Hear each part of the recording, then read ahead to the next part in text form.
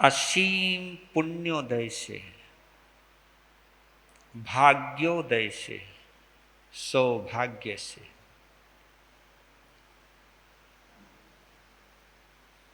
हमारे कर्ण कुहरों में, हमारे कानों में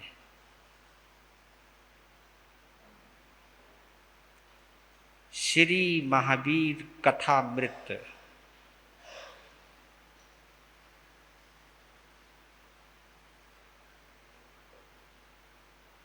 प्रवेश कर रहा है या हम उसका अमृत पान कर रहे हैं।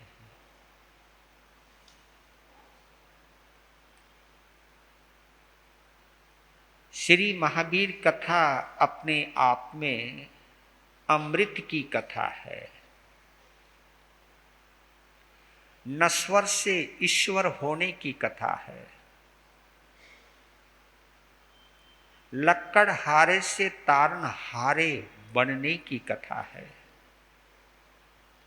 यह आत्मा से परमात्मा होने की कथा है।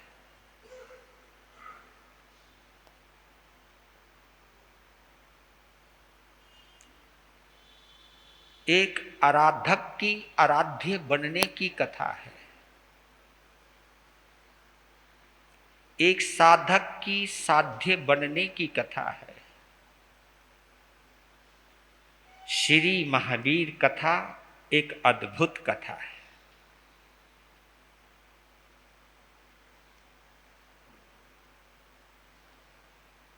इस कथा में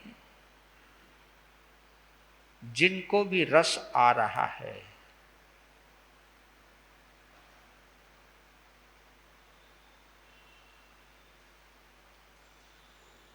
जिनको भी आनंद आ रहा है,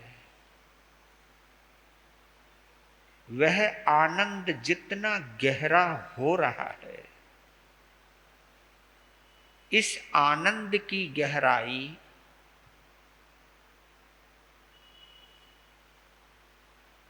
हम सभी को सम्यक्त का प्रसाद दे सकती है, सम्यक्त का स्वाद चखा सकती है। कथा सुनते सुनते हम भी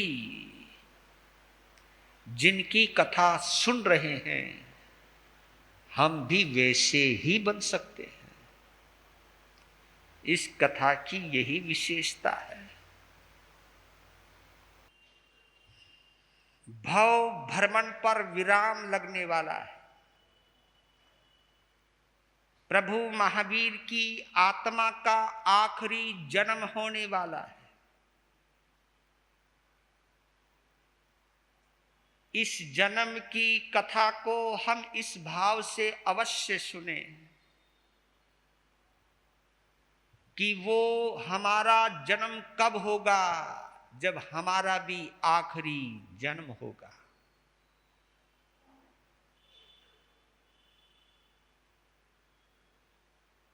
ये जन्म मरण, ये भटकना, ये भव भ्रमण कब तक चलेगा। महावीर की इस कथा को इस शिद्दत से सुनो, इस मोहब्बत से सुनो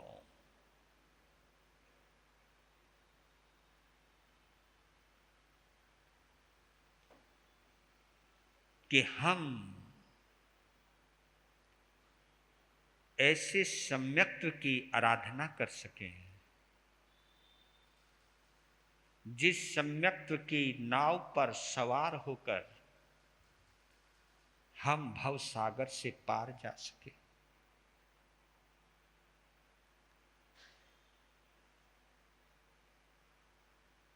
तो आप लोग महावीर कथा में कल सुन रहे थे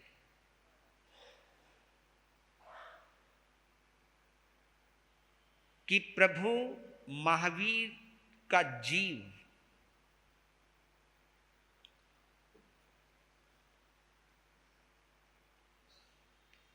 प्राणत देवलोक से चौकर माता त्रिशला के गर्भ में आ गया।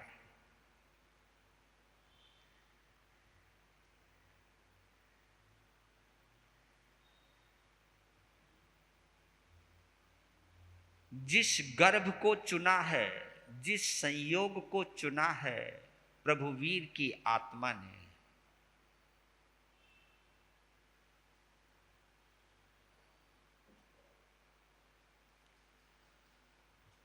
वे दोनों ही यानी माता पिता यानी राजा सिद्धार्थ और त्रिशला महारानी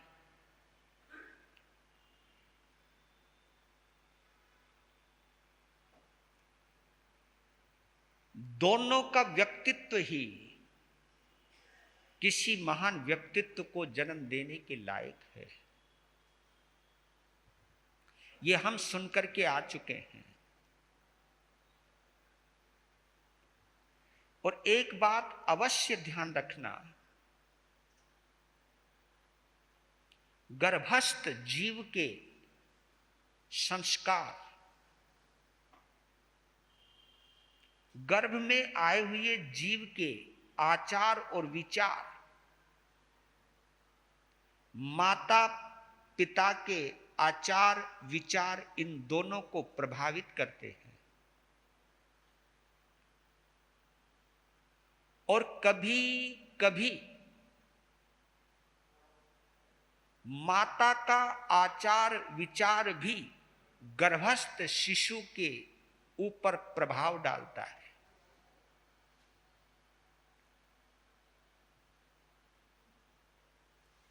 इसीलिए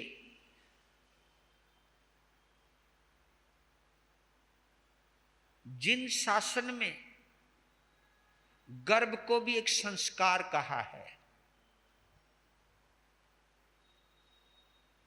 यानी गर्भ काल के दौरान माता पिता बनने वाले पति पत्नी को भी किस मर्यादा में रहना चाहिए, किस आहार विहार में रहना चाहिए, किस परिवेश में रहना चाहिए और किन किन की वाणी के संसर्ग में रहना चाहिए, ये बखूबी बताया गया है। अगर आप अपने घर में किसी महापुरुष को अवतरित करना चाहते हो तो उसके अनुरूप आपको अपनी जीवन शैली यानी लाइफ स्टाइल को बनाना पड़ता है। और कभी कभी गर्भस्थ शिशु के आधार पर भी हमारा जीवन व्यवहार प्रभावित होता है और हुआ। जब से ही प्रभु महावीर का जीव त्रिशला के गर्भ में आया है, पता नहीं क्या हो गया उनको, ऐसे हो गया जैसे कोई पंख लग गए हों। भावनाओं में उत्तरोत्तर वृद्धि हो रही है। वो तो पहले से ही संस्कारी है, पहले से ही शांत है, पहले से ही दयालु है, पहले से ही गंभीर है, पहले से ही करुणावान है, पहले से ही ममतापूर्ण है। लेकिन उस जीव के आने के बाद उसके व्यक्तित्व में, उनके सोच में और भी जबरदस्त प्रभाव होता है। ये गर्भस्थ शिशु का संस्कार है। और उस गर्भस्थ शिशु ने जो कमाई की है पुराने जमाने में, पूर्व भवों में, उसका असर, उसका प्रभाव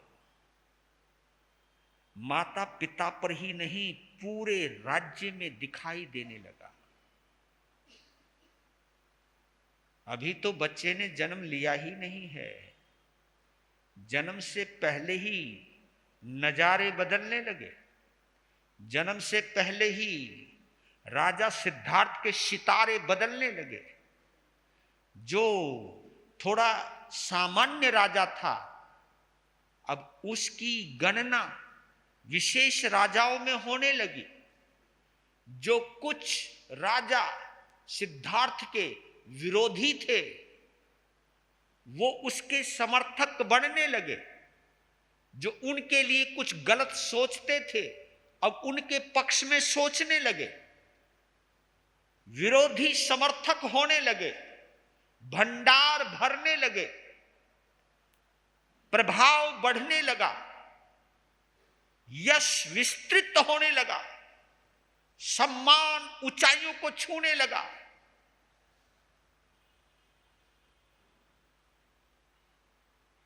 कुंडलपुर के नगर निवासियों में ही नहीं, बल्कि राजा सिद्धार्थ का प्रभाव अन्य राजा के राजाओं पर भी पड़ने लगा। राजा चेतक तो दीवाना हो गया। वैसे तो दामाद है उनका, दामाद तो बहनोई है, वो तो उस राजघराने से रिश्ता ही जुड़ चुका है। ये जो मेल मिलाप का, संयोग का चक्र चलता है, किस जीव को कहां पर आना है और जिसको आना है उसको कहां ले जाना है, ये सब कुछ कुछ नियोजित होता है, सुनियोजित होता है। कुछ बातें प्रारब्ध से भी जुड़ी हुई रहती हैं। अब देखना आप कि जीव के प्रभाव से, महावीर के प्रभाव से त्रिशला में या उसके व्यवहार में क्या परिवर्तन होने लगा। उसकी आवाज में और भी मधुरता आ गई, उसकी दृष्टि में और भी प्रेम भर गया। और मैं आप लोगों को शुरू से ही सुना रहा हूं, इस महावीर कथा को सुनने के बाद आपके जीवन में 3 परिवर्तन तो जरूर आने चाहिए। यानी 2 परिवर्तन तो आने ही चाहिए, तीसरा परिवर्तन तो अपने आप ही आ जाएगा। पहला परिवर्तन, आपकी जुबान में मिठास आनी चाहिए। महावीर कथा सुनने के बाद आपकी वाणी में मिठास आनी चाहिए। आनी ही नहीं चाहिए, आ ही जाएगी अगर शिद्दत से सुनोगे, मोहब्बत से सुनोगे, दिल लगा करके सुनोगे तो ये परिवर्तन आ जाते हैं, लाए नहीं जाते। फिर धर्म किया नहीं जाता, फिर धर्म होने लगता है, वाणी में मिठास आने लगती है, बुद्धि पवित्र होने लगती है। और जब ये दोनों चीजें इकट्ठी हो जाए, क्योंकि ये वाणी और बुद्धि हमारे शरीर का हिस्सा है, लेकिन इन दोनों की मिठास और पवित्रता इस देह को एक नाव का रूप दे देती है। ये नाव बन जाती है, ये देह भी एक नाव बन जाती है जो भव सागर से हमें पार ले जाती है। और कुछ नहीं चाहता हूं आपसे, आपकी वाणी में मिठास चाहिए, आपकी बुद्धि में पवित्रता चाहिए। और जो बुद्धि दूसरे का हित सोचती है वही बुद्धि पवित्र कहलाती है। जो केवल स्वार्थ बुद्धि से जुड़ा रहता है उसकी बुद्धि अपवित्र कहलाती है। जो सेल्फिश होता है, खुद गर्ज होता है, गर्ज मंद होता है, वो सेल्फिश जो होता है वो अपवित्र होता है। जो परहित की सोचता है, दूसरे की सोचता है, अपने पेट की नहीं दूसरे के पेट की सोचता है, अपनी मुस्कुराहट की नहीं दूसरे की मुस्कुराहट में मुस्कान आती है, वो वास्तव में तारनहार जीव होता है। तो ये परिवर्तन आने लगा। वाणी में मिठास, बुद्धि में प्रकाश। महारानी त्रिशला,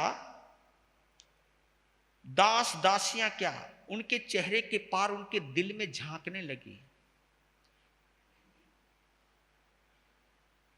किसी को कुछ भी चाहिए, त्रिशला को अपने आप पता लगने लग गया। किसी के घर में कुछ कमी है, वो अपने आप पता लगने लग गया। और पता ही नहीं लगा, उस कमी को दूर करने लग गई। मुट्ठियां भर भर के हीरे जवाहरात बांटने लगी। ले जाओ, खाओ, पियो, मौज करो, आनंद करो। ये परिवर्तन दास दासियों में आने लगा। और तो और अपने झरोखे में वो खड़ी होने लग गई। झरोखे में खड़ी होकर के राजमार्ग को देखने लगती है। राजमार्ग से जाता हुआ कोई भी कमजोर व्यक्ति नजर आता है, कोई गरीब व्यक्ति नजर आता है, कोई दीनहीन व्यक्ति नजर आता है, तुरंत उसको रोकवा लेती है और वहां जाती है, उसकी झोली में हीरे जवाहरात डालती है। कहा कि जाओ, मौज करो, आनंद करो। झरोखे में बैठकर दूसरे का दुख दर्द देखना, और वो इसीलिए आती है, वो अपने आप को दिखाने नहीं आती है, बल्कि लोगों के दुख दर्द को देखने के लिए झरोखे में, गवाक्ष में खड़ी होती है। नहीं तो लोग प्रकृति का सुंदर नजारा देखने के लिए खिड़कियां खोलते हैं। बहुत कम लोग होते हैं जो दूसरे का दर्द देखने के लिए खिड़कियां खोलते हैं। जब भी हमारे पास कुछ एक्स्ट्रा मनी होती है तो हम पिकनिक मनाने की सोचते हैं, लेकिन बहुत बिरला लोग होते हैं, किसी के पास एक्स्ट्रा कुछ मनी आती है तो किसी को झोपड़ियां नजर आती हैं कि ना, पहले उस झोपड़ी में खुशी के दिए जलाते हैं, किसी के उदास चेहरे पर खुशियां लाते हैं, किसी के कपड़े फटे हुए हैं उसे हम कपड़ा देते हैं, कोई भूखा है उसे हम भोजन देते हैं। ये भावना आए, अपनी शान शौकत दिखाने के लिए आपके पास पैसा है, लेकिन किसी का दर्द मिटाने के लिए आपके पास एक मीठी जुबान तक नहीं होती, भाव भी नहीं आते। एक बार तो कमाल हो गया,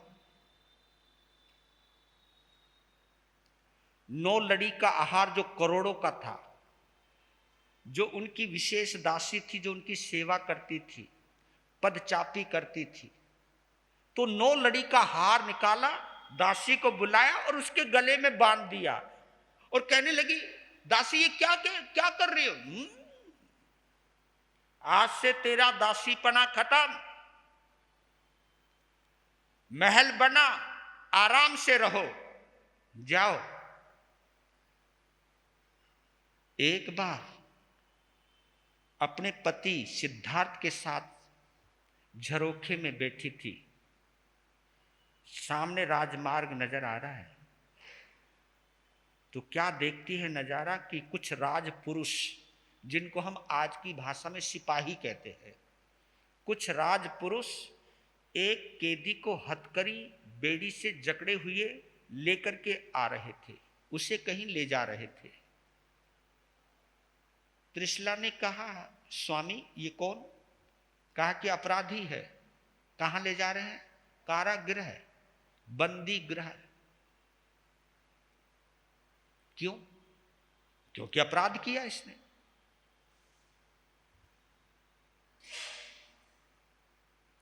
तब एक मार्मिक बात कहती है त्रिशला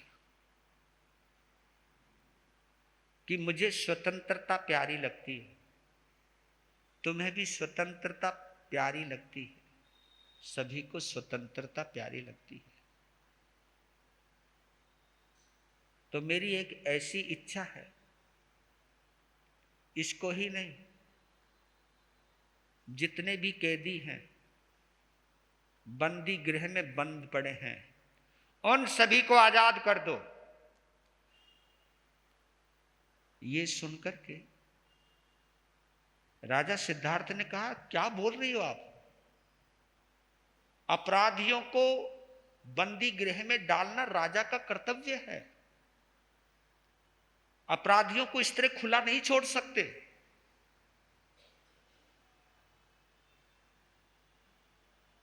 कहा कि मैं कह रही हूं ना, मेरा मन कह रहा है, मेरा ऐसे भाव हो रहे हैं कि जितने भी बंदी हैं सभी को मुक्त कर दो, जितने भी अपराधी हैं सबके अपराध को माफ कर दो, और ये पता लगाओ कि उनका अपराध क्या है, और फिर ये पता लगाओ कि उन्होंने अपराध क्यों किया। क्योंकि अपराध अभाव में होते हैं, क्योंकि ये मारना काटना ये तो अभी से चालू हुआ है, ये तो मेरी आंखों के सामने हुआ है, लेकिन क्योंकि जब से मैंने होश संभाला है, ये तो 82-83 से मारने काटने की घटनाएं ज्यादा चलने लगी। जैसे बस से उतार करके मार देना, भून देना, ये शायद 80-83 के बाद चालू हुआ, जिनको हम आतंकवादी घटनाएं कहते हैं। ये पंजाब से शुरुआत हुई।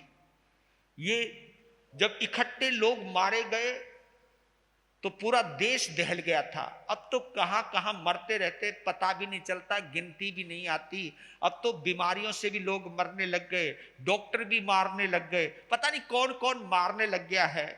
बीमारियां भी इस तरह बढ़ने लग गई है, लोग गाजर मूली की तरह कटने लग गए हैं, काटने लग गए हैं। कहीं ना कहीं कुछ आतंक बढ़ा है। लेकिन कुछ वक्त ऐसा था जब व्यक्ति को कत्ल करना बहुत बड़ा पाप ही नहीं, आश्चर्यजनक घटना मानी जाती थी। हैं, ये हो गया, ये चीज हुआ करती थी। कहा कि एक बार सभी कैदियों को छोड़कर इस आंगन में लाया जाए, मैं उन सभी से मिलना चाहती हूं। और अपने गर्भस्थ जीव, और ये पता नहीं क्यों ये मेरे दिल में क्यों आ रहा है, कहीं ना कहीं इस गर्भस्थ जीव का ही प्रभाव है। और जिस जीव ने जिन जिन को मुक्त करने की सोची है, वही उनके सुधार की भी सोचेगा। इसलिए आप निश्चिंत रहो, सभी अपराधियों को मुक्त करो, सामने लाओ।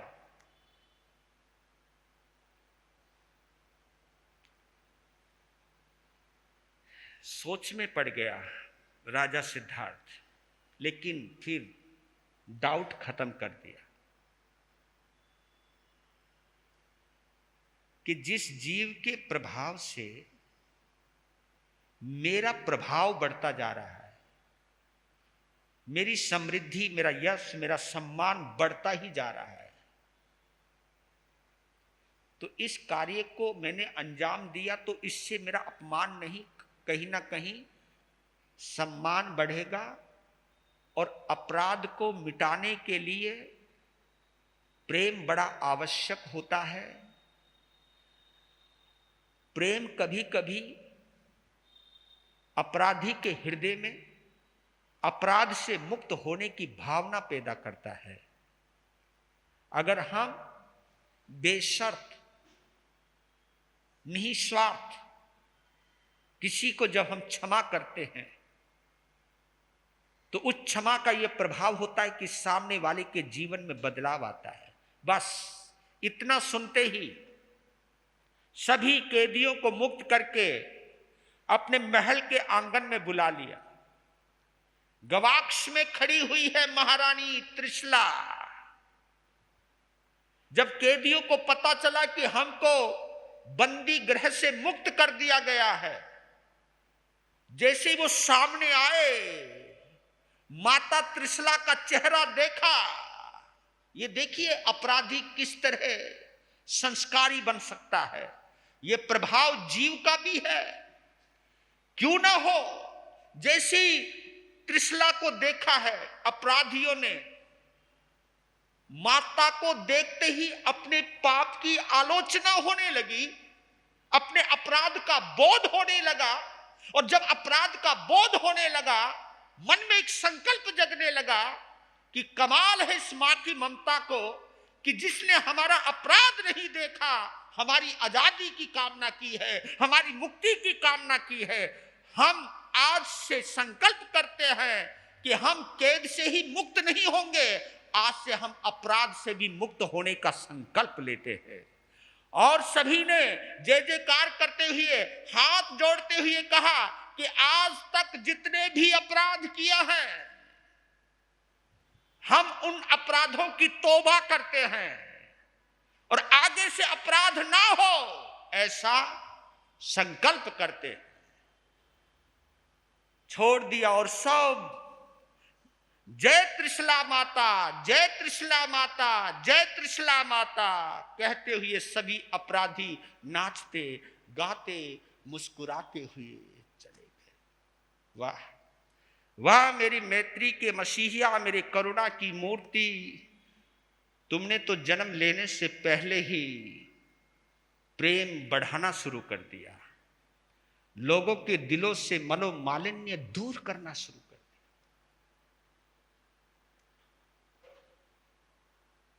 बोलिए शासनपति भगवान महावीर। ये मन में भाव आने चाहिए, ये प्रभाव होता है, ये प्रभाव होता है महापुरुषों का। ये संसर्ग का प्रभाव है, ये आंखों का प्रभाव है, ये उस परमाणु का प्रभाव है, उस आभा मंडल का प्रभाव है। ऐसे ही तो नहीं। फिर एक दोहद उत्पन्न हुआ जो मैंने रोक दिया था। दोहद बड़ा अजीब, लेकिन इस दोहद के पीछे क्या मनोविज्ञान है, इस दोहद के पीछे क्या खेल है।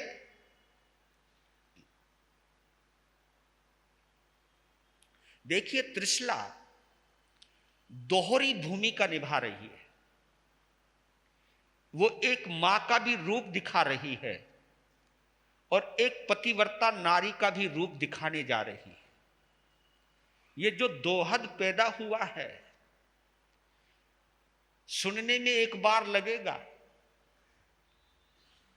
कि ये कैसा दोहद है, लेकिन इस दोहद में भी बड़ी खूबसूरती है। दोहद क्या पैदा हुआ कि मेरे पति राजा सिद्धार्थ इंद्र को पराजित करने वाले बने। इंद्र को, जबकि बिल्कुल विपरीत है ये दोहद, असंभव सा है ये दोहद, लेकिन हो गया पैदा। ये पता नहीं उस जीव का प्रभाव है कि वो मां को भी सम्मान देना चाह रहा है और पिता को भी सम्मान की ऊंचाई देना चाह रहा है। ये कुछ भी है, क्योंकि दोहद का कनेक्शन जो है ना, दोहद का जो कनेक्शन है वो गर्भस्थ शिशु के संस्कारों से जुड़ा हुआ रहता है।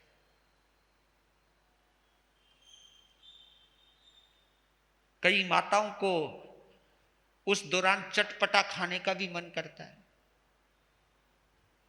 कभी कभी गांव के अंदर मैंने ऐसी माताएं देखी कि बच्चे के उदरस्त होने के बाद कोई मिट्टी खाता था, कोई कोयले खाता था। ये ऐसे दोहद पैदा होते रहे हैं, और ये दोहद भी कहीं ना कहीं इस चीज की परिचायक होता है कि आने वाला जीव मिट्टी में मिलने वाला है या कोयले में जाने वाला है, कर्म काले करने वाला है, क्या करने वाला है। क्योंकि ऐसा दोहद तो चेलना को भी हुआ था, और चेलना को भी वही दोहद हुआ है, वो कहीं ना कहीं बच्चे के संस्कार से प्रभावित होकर के हुआ है। क्योंकि जो चेलना भगवान महावीर स्वामी की उपासिका हो, जो चेलना राजा चेतक की बेटी हो, यानी एक श्रावक की पुत्री हो, और उस श्राविका के अंदर भी अपने पति के कलेजे का मांस खाने की अगर इच्छा पैदा हो रही है, तो ये इच्छा उस श्राविका की नहीं हो सकती। ये इच्छा उस जीव के क्रूर परिणामों का प्रभाव की वजह से पैदा हुई है। यानी उस जीव के संस्कार कहीं ना कहीं माता के चरित्र को, माता की सोच को, माता के विचार को, माता के आचार को प्रभावित करते हैं।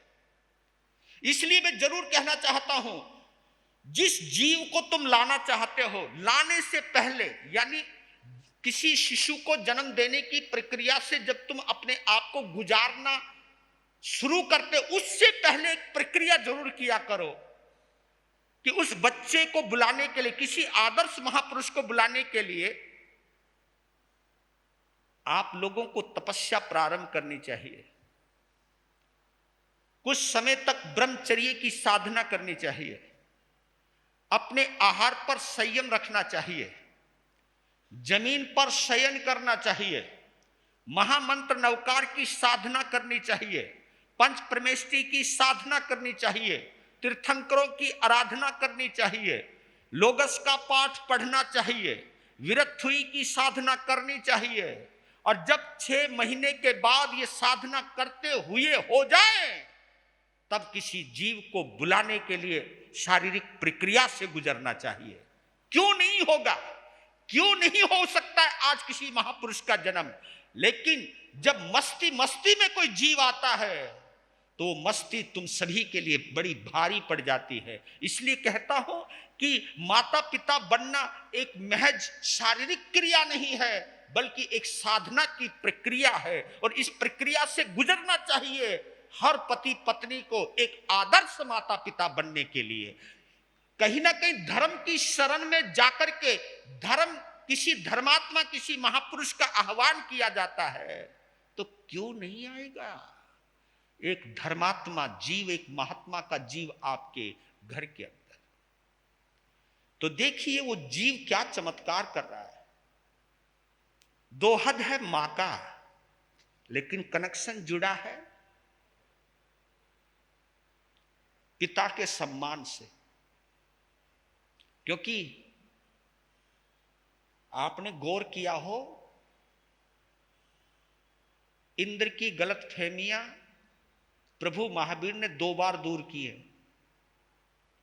एक जन्म लेने से पहले और एक जन्म लेने के बाद, है ना? जब वो हाथ में थे और 1008 कलशों से स्नान करने की सोच रहे थे, तो उस वक्त क्या विचार आया था? कहीं ये बालक पानी में बह ना जाए। लेकिन जैसे ही छोटे पांव के छोटे से नाखून को, अंगूठे के नाखून को सुमेरु पर्वत से छुआ, तो सुमेरु पर्वत हिलने लग गया था। जब सुमेरु पर्वत हिला तो इंद्र भी तो हिलना था।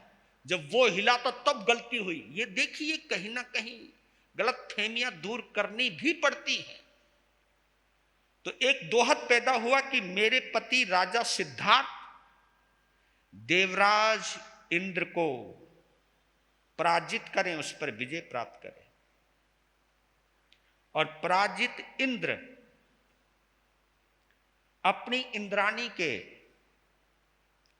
दोनों कर्ण कुंडलों को, कुंडल होते ना कानों में जो कुंडल पहनते हो, जो इंद्राणी पहनती है, इंद्राणी के कर्ण कुंडलों को पराजित इंद्र मेरे पति को दे, और पति उन कुंडलों को मुझे दे और उसको मैं ग्रहण करूं।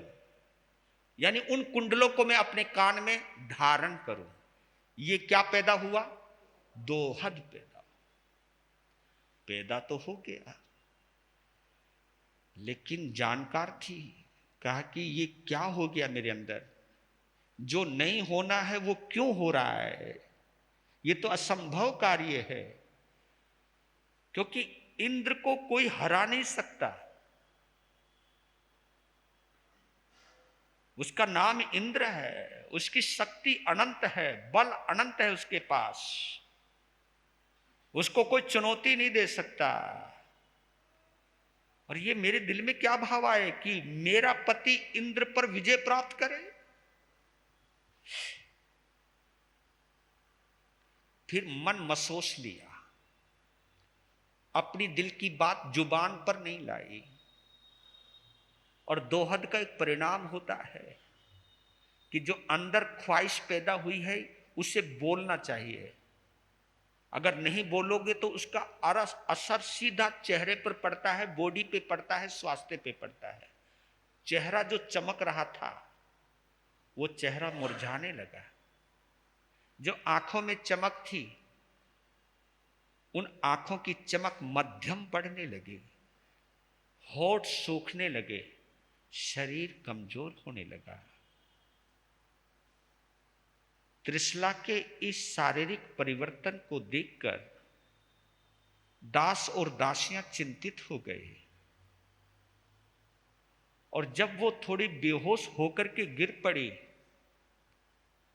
तो दासियां भाग करके राजा सिद्धार्थ के पास गई, घबराई हुई।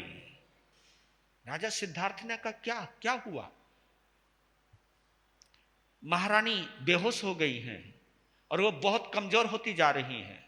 इतना सुनते ही राजा सिद्धार्थ नंगे पांव दौड़ता दौड़ता राजमहल पहुंचता है। पानी के छींटे दिए होश आए तो उसका चेहरा मुरझाया हुआ है। कहा कि तुम क्या हो गया? तो कुछ नहीं, ठीक हूं। नहीं नहीं नहीं, कुछ गड़बड़ है। और संयोग ऐसा हुआ, उस वक्त देवलोक से इंद्र इस भूमंडल को देख रहे थे यात्रा कर रहे थे, अपने ज्ञान में देख रहे थे, ऊपर से इस धरती का नजारा ले रहे थे, और घूमते घूमते वो दृष्टि कुंडलपुर में आ गई, और कुंडलपुर में भी राजमहल में आ गई, और राजमहल में भी वहां आ गई जहां पर राजा सिद्धार्थ और त्रिशला आपस में वार्ता कर रहे हैं, हाथ पकड़ करके कह रहे कि तू मुझे बता तो सही ना, अगर तेरी कोई भी ख्वाहिश है तू बोल तो सही ना, तू कुछ छुपा रही है मेरे से, तू बता क्यों नहीं रही है। वो कहती मैं ठीक हूं, मैं ठीक हूं, मैं कुछ नहीं है, मैं बिल्कुल ठीक हूं, ऐसे ही कमजोरी आ गई होगी, बेहोश, नहीं नहीं नहीं, तुम कुछ छुपा रही हो। वो राजा सिद्धार्थ से छुपा गई, लेकिन इंद्र को पता चल गया कि ऐसी भव्य आत्मा को जन्म देने वाली मां किस दौर से गुजर रही है। जैसी पता चला कि ये संकल्प है, ये संकल्प पूरा करवाने की इंद्र ने सोची कि मैं युद्ध के लिए राजा सिद्धार्थ को ललकारूंगा, परिणाम चाहे कुछ भी हो। अगर मां के हृदय में यह ख्वाहिश पैदा हुई है तो यह ख्वाहिश भी पूरी होनी चाहिए, और इस ख्वाहिश को पूरा करने के लिए अगर मेरा सम्मान भी चला गया, अगर मैं हार भी गया तो मुझे वो हार भी स्वीकार है। यह भक्ति का एक तरीका है। यह भी यानी पराजित होने के बाद भी आनंदित होना, अपने हार में भी पुरस्कार को ढूंढना, अपने हार में भी अपनी इज्जत को ढूंढना, अपने अपमान में भी सम्मान को ढूंढना, यह भक्ति ही सिखा सकती है। देवराज इंद्र ने भी अपनी अनूठी भक्ति करने का संकल्प कर लिया कि कोई बात नहीं, अगर एक इंद्र मनुष्य के द्वारा भी पराजित होता है, होने दो, लेकिन मैं उस पुरुष से पराजित होऊंगा जो पुरुष स्वयं तीर्थंकर का पिता बनने वाला है। मुझे तीर्थंकर के पिता से पराजित होना भी स्वीकार है। यह सोच करके आ गया। पूरी सेना ने, देव सेना ने पूरे कुंडलपुर को चारों तरफ से घेर लिया और युद्ध की भेरी बज गई। राजा के कानों में जब युद्ध की भेरी गूंजी, महल पर गया, चारों तरफ सेना ने घेर रखा है। सिद्धार्थ घबराया, नीचे आया, त्रिशला को कहा कि अचानक ये क्या हो गया। देवराज इंद्र ने पूरी सेना के साथ पूरे कुंडलपुर को घेर लिया है। और देखो चमत्कार, उस वक्त राजा का चेहरा उतरा हुआ है, लेकिन इस खबर ने त्रिशला के चेहरे पर चमक ला दी।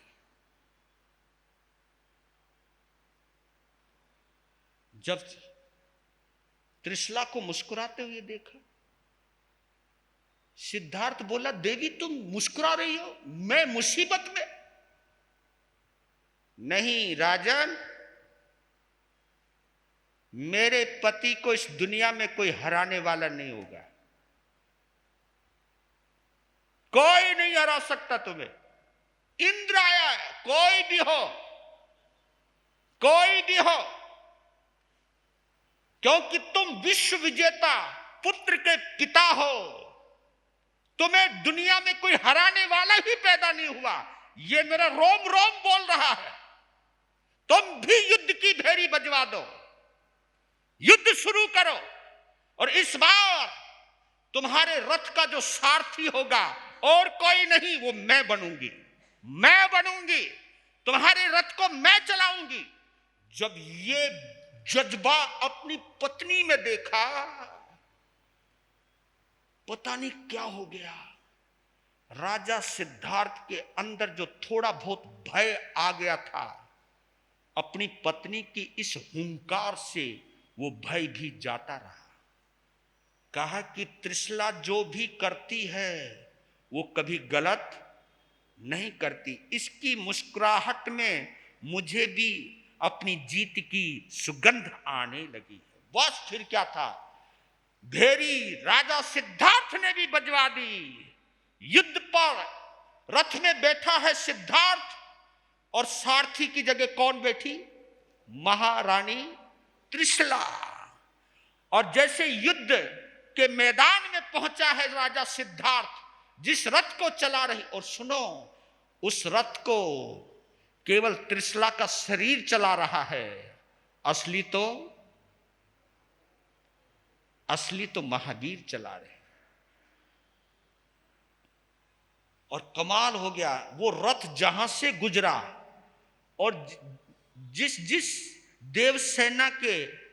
देवसेना ने जैसे रथ को देखा, त्रिशला को देखा, तो कहते कि सेना छितर बितर हो गई देखती देखती। और जितने भी शस्त्र चलाए गए देवसेना के द्वारा, जितने भी शस्त्र चलाए, एक शस्त्र ने भी राजा सिद्धार्थ के रथ को छुआ तक नहीं, छू नहीं पाया। इंद्र स्वयं निःशस्त्र हो गया। जब निःशस्त्र हो गया,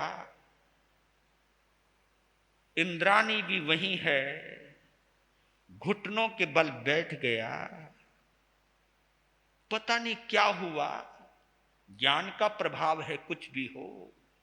उसी वक्त एक रत्नों का थाल सामने आ गया और इंद्राणी के गले से हार निकल, कुंडल, दोनों कुंडल निकलकर उस थाल में आ गए।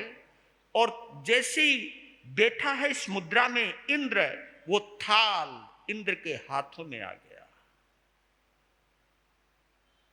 और कहा, मैं अपनी हार स्वीकार करता हूं। और इस युद्ध संधि पर, इन दोनों कुंडलों से युद्ध विराम पर हम संधि करते हैं। आप ये मेरी ओर से छोटी सी भेंट स्वीकार कीजिए और मुझे माफ कीजिए। इंद्र ने कुंडल दिए, राजा के पास कुंडल आ गए और पता नहीं क्या हुआ, राजा को पता चल गया कि मेरी हैसियत तो कुछ नहीं थी, इस विजय का कोई भी वजह है तो महारानी त्रिशला है। एकदम राजा सिद्धार्थ खड़ा हो गया और अपने कानों से त्रिशला के कानों में कुंडल पहनाए। जिन कुंडलों को इंद्राणी ग्रहण करती हो, वो कुंडल जब त्रिशला के कानों में लटकने लगे और उसमें से जब चमक निकलने लगी और जब चेहरा दमकने लगा, वो चेहरा देखने वाला था। ओह! और स्वयं उस चेहरे को देख करके देवराज इंद्र ने बोला है, बोलिए महारानी त्रिशला की जय। जय जयकार की है त्रिशला की स्वयं इंद्र ने, और जय जयकार करी है राजा सिद्धार्थ की इंद्र ने। पूरी देव सेना हारने के बाद भी रोमांचित है, हर्षित है, आनंदित है। और देखती देखती पुष्पों की बरसात करती करती पूरी सेना ऊपर की तरफ जाने लगी। ये देखिए, जन्म लेने से पहले ही प्रभु महावीर ने एक और संदेश दे दिया। ये इंद्र पर ही विजय नहीं है, महारानी के पेट में जो जीव है वो इंद्रियों का भी विजेता होगा। इंद्र को जीतकर इंद्रियों को जीतने का संदेश दिया है आने वाले जीव ने। सोचो जरा, आप कभी अपनी आंखों के गुलाम बन जाते हो, कभी आप कानों के गुलाम बन जाते हो, कभी आप अपनी जीभ के भी गुलाम बन जाते हो। ये सब इंद्रियां हैं। अरे इंद्र को तो बाद में हराना, पहले अपनी इंद्रियों के ऊपर तो काबू पाइए। कुछ ऐसे दृश्यों को देखने की आदत पड़ जाती है जो कामुक दृश्य होते हैं, जिन दृश्यों को देख करके कामुकता जन्म लेने लग जाती है। आप उन दृश्यों को गुलाम बन जाते हो, उन राग के गुलाम हो जाते हो, जिन बातों को सुनकर के तुम्हारे अंदर चेतना जागृत नहीं होती बल्कि कामुकता जागृत होती है। आपकी जिह्वा से 4 विकथाएं निकलती हैं। जिह्वा भी कंट्रोल में नहीं, न खाने में, न पीने में, न बोलने में। आपकी शारीरिक इंद्रियां भी आपको अपने झांसे में, अपने काबू में बांध करके रखती हैं। और कहा हम महावीर के शासन के अनुयायी हैं। महावीर का यह संदेश है, इंद्र भी हार जाएगा, पहले आप अपनी इंद्रियों पर नियंत्रण तो कीजिए। तो एक जिए जिए पंच, पंच जिए जिए 10। ये जो सिलसिला है, ये जो कारण है, जिसने अपना मन जीत लिया वो 5 इंद्रियों को जीत लेता है, 5 कर्म इंद्रियों को जीत लेता है, वो 10 को जीत लेता है। जो 10 को जीत लेता है वो अपने आप को जीत लेता है। गर्भ की पालना होने लगी, समय हो रहा है आपका इधर। आज धारावाहिक का भी आनंद ले लेते हैं थोड़ा सा, क्योंकि धारावाहिक को बहुत दिन हो गए ना। ओ महावीर का जन्म हम कल कराएंगे धूमधाम से, है ना। आ भी आता है। जो गम किसी को हमने दिए, वो गम तो हम को लेने पड़ेंगे।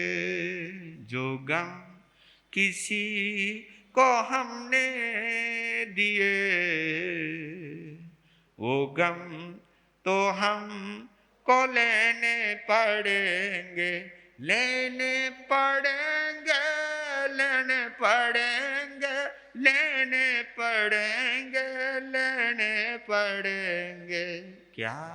जो गम किसी को हमने दिए, वो गम तो हम को लेने पड़ेंगे। भले का भला, बुरे का बुरा, नतीजा मिला करता है। करके बुरा और चाहे भला, ये हरगिज नहीं हो सकता है। जो कार्य हमने ले लिए, वो कर्ज तो हमको देने पड़ेंगे। लेने पड़ेंगे, लेने पड़ेंगे, लेने पड़ेंगे, लेने पड़ेंगे। क्या? जो गम किसी को हमने दिए, वो गम तो हम को लेने। याद रखना, ये छोटा बड़ा, ये बड़ा छोटा, ये भेद रेखा खिंचती है क्यों दिल से मिटा ये भेद रेखा। आत्मा तेरी यूं गिरती है क्यों इस राग द्वेष के लिए। कितने जन्म हमको लेने पड़ेंगे, लेने पड़ेंगे, लेने पड़ेंगे, लेने पड़ेंगे, लेने पड़ेंगे। क्या? जो गम किसी को हमने दिए, वो गम तो हम को लेने पड़ेंगे।